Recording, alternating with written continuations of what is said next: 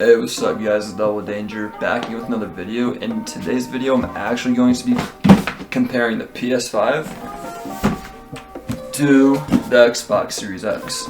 Now, whenever a new console comes out, I usually base it off of 3Cs, made this acronym up myself, and it's helped me a lot choosing on what console I really wanted. And the 3Cs are the controller design, so like everything controller wise, what it does, functionality, all that good stuff.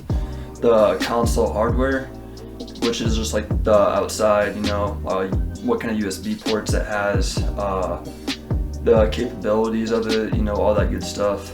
And finally, it's gonna be the console software. Now that's gonna be like the menu, how it plays, what I think about it, all of that stuff. So in today's video, I'm gonna break it down and hopefully I can help you guys choose which console you like. Alright, so the first C that we're going to be talking about is the controller that goes for the design, how it feels, capabilities, functionality.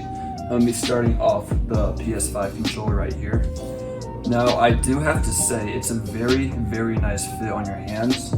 It's pretty comparable to the Series X in terms of just how it sits in your hand, how it feels, whatnot. However, the things I do like about this one a lot, and this is a major selling point to me, actually all this is I'm going to be explaining right now.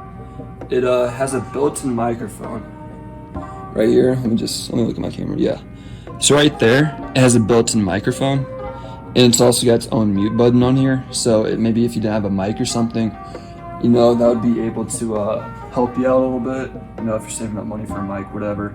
It also I was playing this one game. What's it called? It's the one that comes with the PS5, it's like Astros something. Anyways, it shows off the full, capabilities of this controller. And you're actually like using the mic input to like interact with stuff in the game. I just think that's really cool. Another thing, obviously share button, pause button, touchpad works phenomenally on this PS5 controller. And another thing too, you probably haven't really noticed, or I at least didn't know either. Let me show you guys. It's a Type-C charger, which pretty much means like it'll charge it a little bit faster than like a normal micro USB cable, like this guy does right here. Actually, that's a USB-C cable too. Wow, I completely overlooked that. So yeah, both of them do have a USB-C input right there, which is going to allow for you faster charging and stuff like that. Obviously, PlayStations, they never really use batteries in the controllers, which I'm a huge fan of, because on this one right here, you have to go out, buy a rechargeable battery pack. And after the $500 or more that you spend on the console, you're going to end up spending up more money that you probably wouldn't have needed to spend if you would have just got this. Now, the last thing I do want to say as well is the triggers on here. They're, I think, called adaptive triggers or something like that. Like, they actually give you resistance when you push on them. Like when I was playing that one Astro game, it was actually giving me resistance when I was pushing it down. And that's something that not even this has. Like, I absolutely love the PS5 controller. Definitely my favorite controller of all time. I almost want to say that they upgraded like the speaker too. Like, it sounds a lot clearer, much more clarity within it. Now, onto the Series X controller.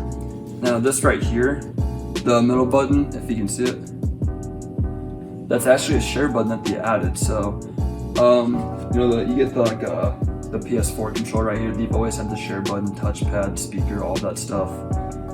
However, excuse me, on the older controller, the Xbox One controller, you do not have this functionality with it.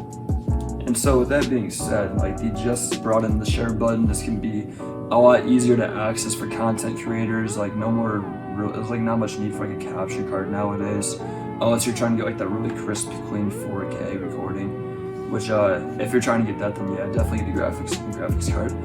Definitely get a capture card. Okay, so this doesn't really have like a whole lot to it. Honestly, they changed the D-pad. They added the share button to it. There's like little grips on the sides too, and also the triggers. However, not much has changed with it, which honestly I didn't really like, because like I'll show it side by side. It's almost identical to the Xbox One controller. As I said, only thing, they added share button, changed the D-pad a little bit. And like everything else is pretty much the same on it as well. So that being said, I will now compare these two controllers together and let me know if you see a difference, alright? I'll let you think about it. Do you see a difference in these controllers? Answer is yes, there's a major difference. Adaptive triggers, you have a better sounding speaker in my opinion. Touchpad's a lot easier, cleaner. Like you touch that, it kind of like sticks and feels like a little oily, kinda, if you've been using it a lot. This super duper smooth is what it feels like. And also, you get the mic on this, you don't have the mic on this. And the normal, like round grips on it, now you'd be playing like that, whatever. Everybody complains that the Xbox One controller and Series X, it's kind of more fit for your hand like this. Like obviously, you know, it's all about preference. But I honestly prefer an Xbox controller. I like PlayStation better. I grew up with PlayStation, but Xbox controller takes it when it comes to the older gens now. But what they did on this is they made it a lot like the Xbox One controller and the Series X, whereas like you actually like it fits like in the palm of your hand very nicely. All right. So out of the two controllers, I would have to give it to the PlayStation controller, no doubt in my mind, because as I said before, you have the adaptive triggers. You know, it makes you like more immersed in the game, and by more I mean like a lot more immersed. It's got the mic on it, also again more immersion into the game. And you also have the touchpad, and I was playing that one Astro game as well. Like you're flicking the touchpad, like you're controlling like a little ball, and like you're like going around the map and stuff. So I'd honestly have to give it to that for not only just like the new stuff they added to it, just like also the design behind it. They changed it a lot from what the PS4 controller used to be, and that's also another reason why I like it. Alright, now when it comes to the actual hardware of the console, this isn't merely like a make it or break it for me at least, but I know for some people, you know, some people want to save space on their desk. They just want it to like look nice or whatever. Maybe USB ports is a worry depending on how much storage you want to add. If you want to charge and also have a storage device, and you're not really trying to buy a splitter because obviously they cost money. You want to spend as little money as possible. So I will say for the two of these right here, each of them have 3 USB ports, so you can easily hook up 2 storage devices if you want to. And I have like a 5 terabyte one on my PC right now. I can very easily plug into any of these. And I can also plug them into the back. Like they've added them into the back of the console. You get 2 in the back and 1 in the front. So with that being said, let's say you want to charge a controller and you just want more storage on just like your console in general. You can have up to 2 storage devices, whether that's solid state or a hard drive, whatever you prefer. You have 2 of them in the back. And as that being said, if I put that 5 terabyte one into either the PlayStation or the Xbox, put another one on top of it, I could add a total of 10 terabytes to my console while also charging my controller with a USB-C type cable, or type-C, you know, it's the same difference, alright? So, with that being said as well, you're gonna be getting a lot more storage out of your console and also charging your controller a lot faster at the exact same time. However, one thing I do like about the PlayStation console is that if you see that right there, that's actually a Type-C as well. And if you use a Type-C to a Type-C, that's also faster. However, the Series X does not have that compatibility. It's just got 3 USB ports, whereas the PS5 itself has 3 USB ports and also a Type-C port. And so on the back of it, you know, it's pretty much the same. You get the AC adapter for it, the HDMI cable, Ethernet port. Not really much goes into that, you know, it's the back of a console. They're pretty much gonna be the same. Now, if I had to pick one, I'd still go with the PS5, not because I'm biased towards it. It just looks a lot more cleaner, it's a lot more futuristic. It's got lights on the side panels right here, as you can probably tell. You know, this whole entire thing is a fan right here, and it just looks really cool and neat. It also comes with a base, as you can see right underneath it. So if I had to pick a console just off the looks of it, I would definitely go with the PlayStation 5. Okay, now for the final C, which is console software. I'm just gonna be going over like the menu, the layout, how games play, because I've played on both of them already just so I can make this video and just get that question out of the way on how they play. So right here you actually have what looks to be a very similar menu. However, it's obviously different though. It looks a lot cleaner in my opinion. Everything's rounder, going for that much more simplistic, futuristic look to it. And everything's very easy to access. So you got all of this right here, your game, share factory. This is the game I played earlier. And then you can just scroll over to media like such. And it's super duper fast, you know. No complaints about it whatsoever. You can go to the PlayStation Store, boom, it's right there. Very easy to access, very user friendly. And I'd say for the way it plays as well, for what I was playing, the controller and just the console and just the connection between them is very, very responsive. Like, I was almost blown away by how responsive it is. Now, you can just say, well, every controller is super responsive, right? But it was actually like a considerable difference. Like, it was like, it felt completely instant when I was using the controller. And so that being said, you know, when you get into like the games like Call of Duty, Apex Legends, Fortnite, like that can really make the difference on the response time on the controller. Now, I'm gonna go ahead and move on to the Series X real quick.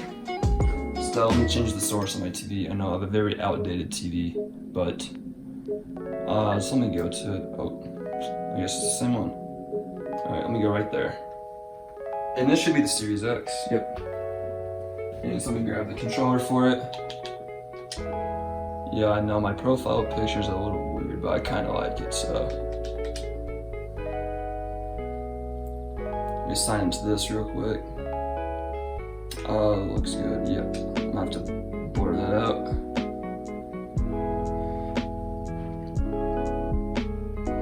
Alright, so I haven't played Black Ops 3 on it. Obviously, you can play Black Ops 3 on the PS5 as well. It's a backwards compatible game.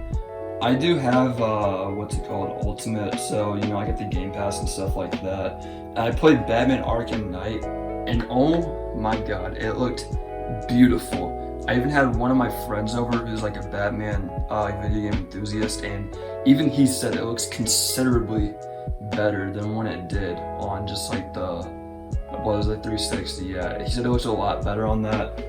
So graphics wise, it's upscaling it and making it look a lot better, which I'm sure the PlayStation does as well. I just haven't seen a game on it yet, so I can't really tell you. Same thing with the controller as well. It's a lot more responsive and everything. However, I do have one major complaint. It is 99% identical to the Xbox One home screen. And that is something I don't like, because when you're looking at a new console, you want something new, you want something fresh. Because this is a 7-year-old console we're talking about, and they're keeping the same exact layout besides moving background. But like, if I go down here, you know, it's not like perfectly identical, but it's pretty dang identical in my opinion. It's just vertical now instead of horizontal. But like, just the layout and everything about it, like I really feel like they could have like done something new with it.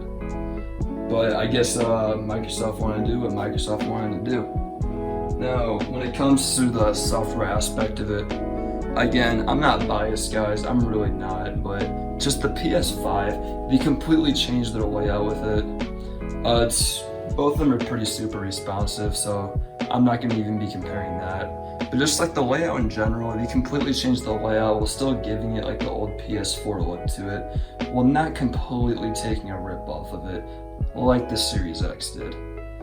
Now, for all three aspects, the PS5 did win, but ultimately it's up to you guys. If you're liking what you're seeing on the Series X, I'm not going to tell you not to get it. If you're an Xbox fan, I'm not telling you not to get it. Go ahead and definitely get it. It's still a great, amazing console. It's just for what I'm looking for personally. The PS5 has it. It does it for me. And also, something to keep in mind, I have a PlayStation VR for my PS4. And it's fully compatible with the PS5. I don't need to buy the new hardware for it when it comes around, which is also a major plus because I'm not going to be wanting to drop like X amount of hundreds of dollars for it. So that's also another big aspect of why I like the PS5 better. But with all that out of the way, just go whatever path makes you happy. If you like the Series X, if you're liking how it looks, obviously get that. If you like the PlayStation 5 and how it looks, obviously get that. I'm not here to try to sway your opinion. I'm just trying to show you guys what the differences are, which one I prefer, etc, etc.